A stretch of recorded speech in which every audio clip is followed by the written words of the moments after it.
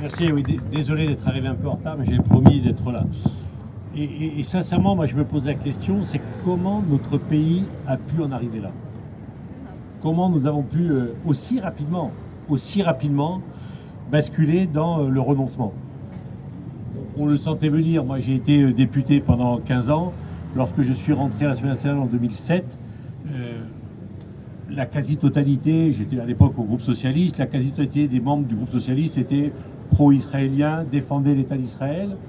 Et puis on a vu les choses, à partir de 2017, comment elles ont évolué et comment ça a basculé.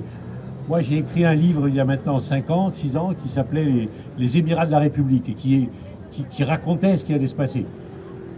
Je n'étais pas un devin, hein, j'étais un acteur de terrain dans une ville comme Sarcelles et je voyais les réseaux islamistes arriver et comment le processus se mettait en place. On m'a dit, mais tu es fou, tu vas perdre les élections. Bah oui, tant pis. Oui. Comme j'ai dit, je préfère perdre sans eux que gagner avec eux. Mon rôle, c'était de dénoncer ce qui se passait. Bravo. Et puis ça arrive. Et puis on a vu la gauche se coucher. Alors, la gauche de LFI, de Mélenchon, le faire pour des raisons électorales. Les socialistes pour garder quelques places, quelques strapontins. Et ils vont continuer parce qu'on a vu le résultat du Congrès. Mais je ne pouvais pas imaginer qu'au-delà de la gauche, c'était l'ensemble de nos institutions qui allaient ainsi basculer.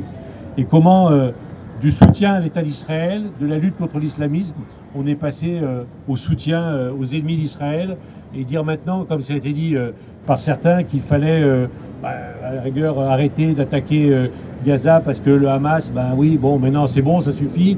Ne pas faire tomber le régime des Mollahs parce que c'est pas très bien, alors qu'en même temps on dit qu'il ne faut pas qu'ils aient la bombe atomique parce qu'ils sont dangereux. Mais il faut les laisser en place. Voilà. Donc cette capacité qu'a eu notre pays à sombrer si vite. Ce que j'espère, et je ne serai pas plus long, ce que j'espère, c'est qu'à un moment nous allons avoir un sursaut. Que lorsque tout ça, que les conflits à la fois à Gaza mais également en Iran seront terminés, qu'Israël aura fait le boulot pour nous. Parce que les Israéliens, ça fait des années qu'ils nous disent mais vous êtes un peu particulier en France et en Europe. On est en train de préparer la riposte pour éviter que les gens qui veulent nous détruire et vous détruire aient l'arme atomique. On fait le boulot pour vous et en plus vous nous engueulez.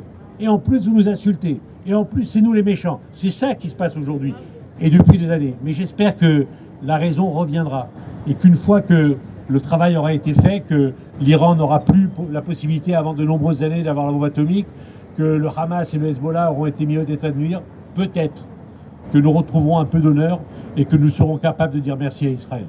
Am Israël Rai.